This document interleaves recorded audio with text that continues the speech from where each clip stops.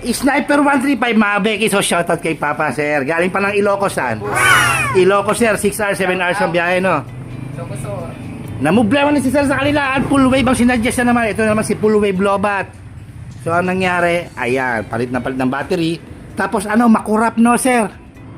Oh, ayaw din sir sa kanila. Uso din yung maraming ruler type relay no sir. Si sir papatunay. Sige nga sir, paandarin mo nga. Ay hindi, huwag mo na paandarin yan. Sige, patay makina, sige nga. Pag kumurap pa. O yan, headlight. Ito, buksan mo to. Yan, sige nga, busina mo nga.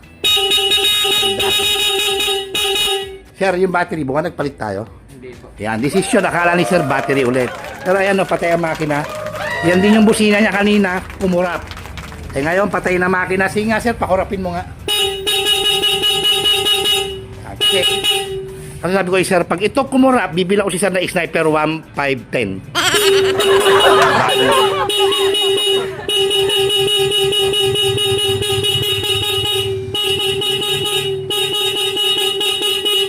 Sige. Start mo naman sir. Kasi patay makina, kaya hindi ko bukurap eh. Patay mo muna. Yan ang dapat sa ginagawa, patayin lahat bago mag-start. Sige sir. By the way, sira yung starter ni sir. Chinek na namin. Ayan. One kick start. Yan mo mo.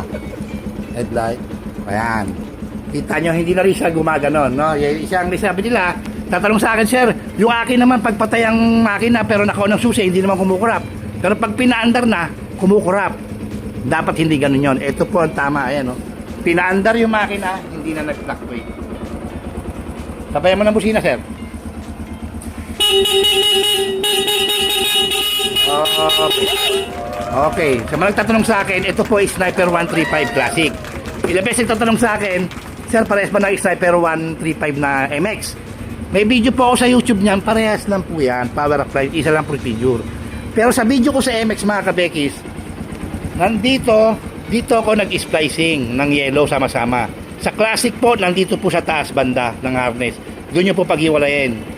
Sabay, full wave nyo na. Madali naman, naka-float naman yung ground niya. Ayan kabekis, no?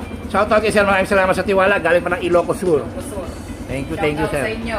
Thank you.